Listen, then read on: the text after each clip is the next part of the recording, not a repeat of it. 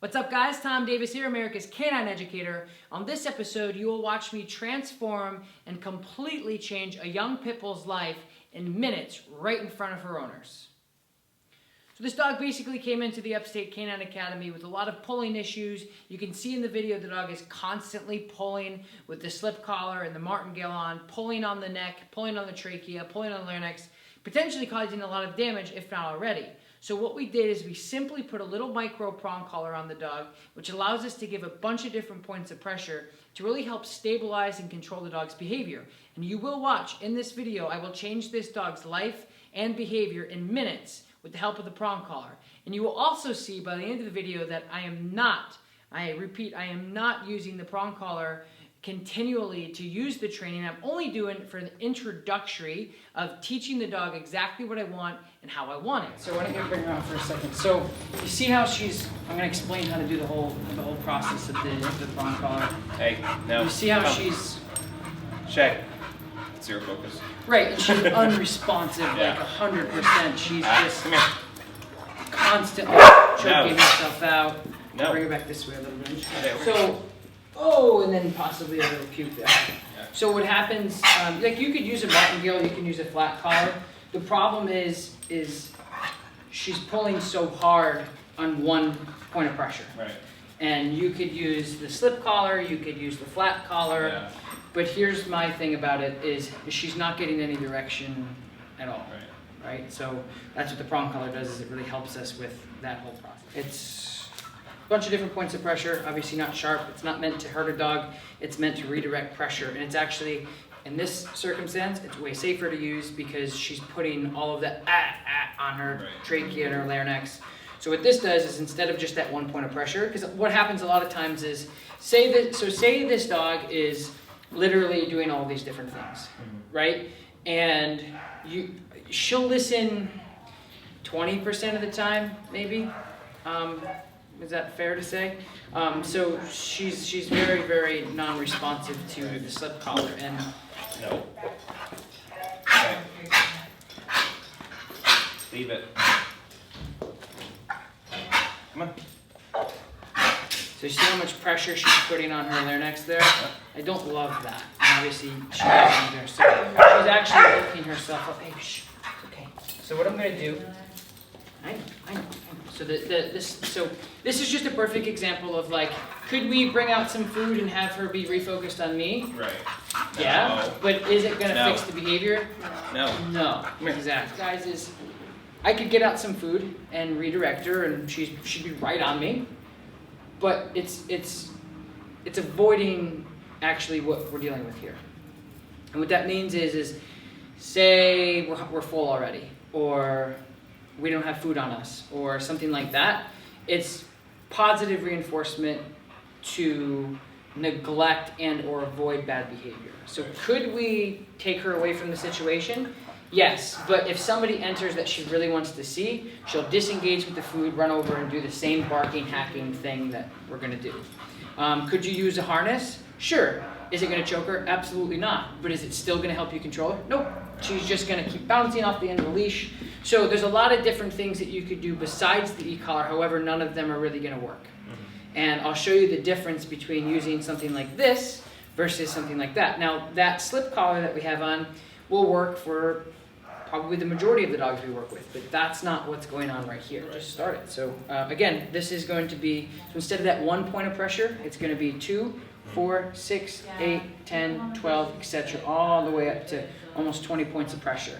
And you'll notice that when she comes at the end of the leash, she's gonna go, whoa, there's a lot of pressure there. And these aren't like, they're not meant to hurt anything. I mean, they're not sharp or anything. A lot of people think that they are. If they were a different color, it would be a way better thing, but just because they're silver and they look funny. But what it does is it puts all that pressure onto the dog and then teaches the dog, nope, you gotta do this instead of that. And then when you say sit, and she sits, and she jumps back up, she's not really listening, right? So that's what this will help as well. Hey. Any questions on this? Come here. Okay, so what I'm gonna be doing is just applying pressure to her. Shay, come. Good girl. Shay, come. Nice job. Well done. Good. Shay, come. Good. She come. Good. Sit. She come. What a good girl. Good. Come. Good. She come. So there's pressure on it now. Now watch. She come. Good girl. Well done. Come. Good. She sit. Good. Stay. So do you see the difference? Yeah. It's what happens is you put the prong collar on. Obviously she's still very happy. It doesn't take away anything from her. She just knows, oh, I gotta listen because there's something there now. Right. So what I've done is, okay, Rick, I've decompressed. Stay. So I've decompressed all of that crazy energy, and I've said, okay, I like you, I like all this energy, but we got to bring it down a little bit. And so I'm outletting all of that crazy energy into doing something positive. So work for me instead of work for everything else in the room. I want a dog like this when I'm training. Okay, I don't want to decompress her whole demeanor at all. I don't want to take away from the crazy happy puppy that we like. But when I am training and I say, hey, you got to pay attention, this is what I want, right? So there's a time and a place to say, hey, you have to behave. Thank you very much. What a good girl, right? And then there's a time and a place to be crazy and do everything. But when you're here and she's jumping and she's pounding on her larynx and she's pounding on all of her throat and her trachea there and she's causing damage and she's just not listening. Is that fair to say? Right. And so putting on a tool to say, okay, we get all of that, but you just have to listen. And all we do is we apply a little pressure. So a lot of people think that when the collar's on, it's this constant pain and it's agony. It's not at all. I mean, she's happier than a pig in shit right now. She doesn't care. I've applied 2 pressures, I think, on her. And I'm just giving her a little pressure. So see how she wants to go say hi? Before, jumping, barking, whining, all of these different things like she just did, right? And so when she goes, hey, I want to go say hi, it's up to me to decide, yes, you may or not.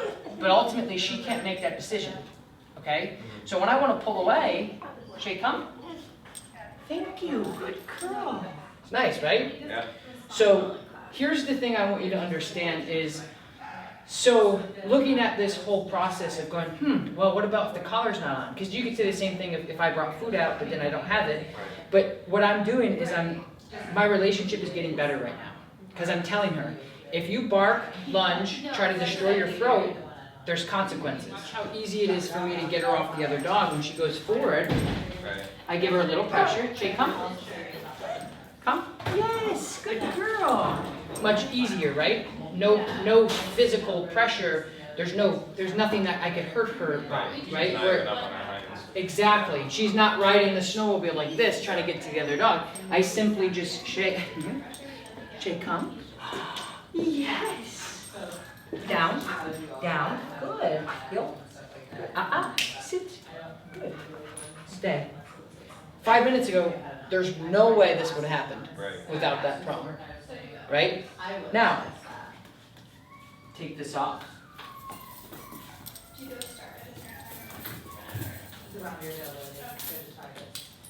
Shay, heel. Shay, come. Come. Good girl. Come. Good. Same pressure without the prong. Shay, come. Good. Sit. Good. Down. Stay. So the big difference between using food and using a tool to guide the dog and structure the dog is I'm telling her through discipline, not motivation, right? Yeah. You would have never been able to do this without that. But now that I've taught her with it, I don't need it. Right. And if I do this for the next week, she's going to be way sharper. So it's not always about this. That's what people think. Well, take the prong off and see what happens. Okay. Yeah. Right? It's the same dog. But the problem is people are just so kind of overwhelmed about, well, I don't want to conflict. If you conflict your dog for 5 minutes and teach them that what they're doing is bad, you'll get that. Period. Just like kids. Like, wow, I hate disciplining my son or or my significant other, or whatever it may be. It's uncomfortable for a couple minutes, and you're like, hey, let's not kick the principal anymore, and hey, stop coming home at 1 a.m., whatever, right? And then once you confront that, then it solves. And that's what we need to start doing with our dogs. But you see, like, right? Mm-hmm. Okay, break. A kid doing something that you don't like, you're going to tell them, hey, you shouldn't do that. And with your dogs, it's no difference because you're responsible for them. A kid kicks the principal's shin, you're going to look at the parents and go, well, what the hell kind of parenting is that? A dog bites somebody, they're going to blame the dog, and the dog's going to put down. So you have to make sure that when you're working with your dog, you're just as due diligent with the dog's behavior as you would with your own child's, because they're ultimately the ones that are going to get pinned for the behavior we let them do. Does that make sense? Okay, so moving forward, again, I'm only going to put pressure on her when she jumps or does anything that I don't love. Okay, and then you'll watch her start decompressing all of that behavior. So shake them. Good. Yep. Yep, good. So I want her right here. Good. Shake, come. Come. So right there, she goes, ooh, dog, right? Give her a little pressure. Come. Good girl. Come.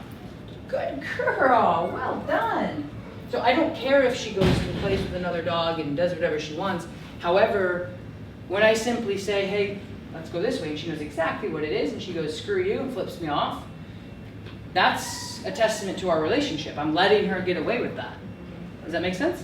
So that's when you're like, no, you have to listen, right? And then the next time I ask her, she might go, okay, fine, I gotta listen, right? Break. Good. So my break is do whatever you want. I don't care. Jump, scream, howl, bite. I don't care. Your break is do whatever you want. Now when I say heel or I engage into another command, that's when you have to then go right back into that gear. So if I say off, she jumps, she has to get into that gear, right? So I always don't strive for that perfection of like, yeah, my dog, like if I let my dog out right now, she would probably jump on you. But if I said get down, she immediately would. So that's important to understand, is you're not searching for the perfect dog because it's not fair, it's not realistic. You want to search for control more than anything. And so when I tell her to break, she can do whatever she wants and run around and be crazy. Now when I say, okay, she heel, put her back into a heel, yep, good. Good, heel. Good. Nicely done. Good. Positive, positive, good girl, no pressure. Shake, sit. Good girl. Well done. So good. Zero pressure, zero negativity, all positive, right? And so it's great because now I can have my cake and eat it too. I can go out with the dog, give her all of this beautiful, happy praise that she loves, and she's gonna go crazy. But also if I need to switch gears and give her discipline for jumping, screaming, carrying on, I can. It's a beautiful world. And you have to do it every time. But it's not what I can do, it's what you guys can do and what I can teach you to do. That's what makes, I think, a good dog person. Like, I'm not really a trainer, I know dog behavior really well. I've trained with 1 billion trainers, it seems like, and I study a lot. So I know how to do everything that you want to do.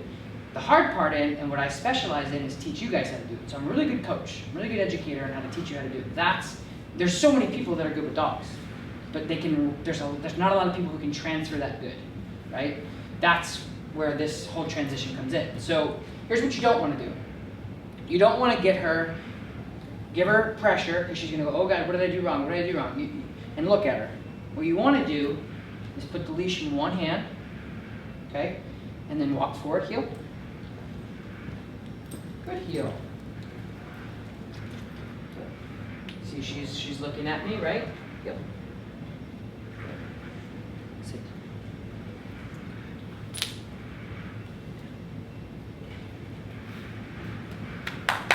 Yeah.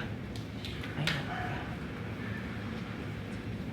You see the, so my relationship with her mentally has probably been better than anybody else that's ever handled her, and she's getting me more.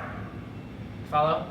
So a lot of times what happens is you have a dog, you love them to pieces, you will spend as much money as you can on them, you give them the best food, give them the best bed, but you don't understand them. And I think that that's the key to success to these guys. It's not over pampering them. It's taking a second to really understand them, right?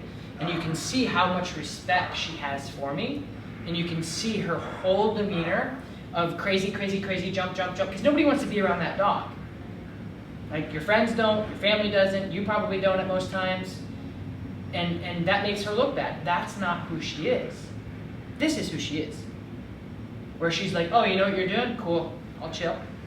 I got it, right?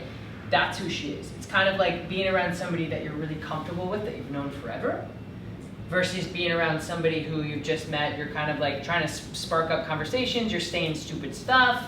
You know, you're not really exhibiting actually who you are. Do you know what I mean? And so now you're getting this dog that's like, cool, got it. And so it's really about control, and that's really what it's about. So I'm going to teach you guys how to do that real quick. Again, I want to take the prong off to show you guys that it's not about the tool, it's about how you use it and how you apply it. Shake, no pressure, flat collar, good. See the engagement I get from her? Yep. Yep. Speed up. Yep. Yep. Good. Up. Sit. Down. Good. Down. Stay. Shake. Come here. Shake. That's it. Good. Good. And I get complete love. So that's really what we want to do here. Is we want to, and I think it's just good for people to understand that using tools doesn't mean you can't handle the dog. I can put a prong on a dog and show you guys how to use it properly and expedite your relationship by 6 months, like that. I'm not going to beat around the bush and say, here's a harness, here's some food, go home and make a better relationship. I'm going to say, nah, you use that, you're going to correct your dog when they're bad, and you're going to love them when they're good, period. That's what makes any relationship good. So if you guys have any questions, please post them in the comments below. If you have any questions, please let me know. Don't forget to like this video, subscribe to my YouTube channel, and we'll talk to you guys next time.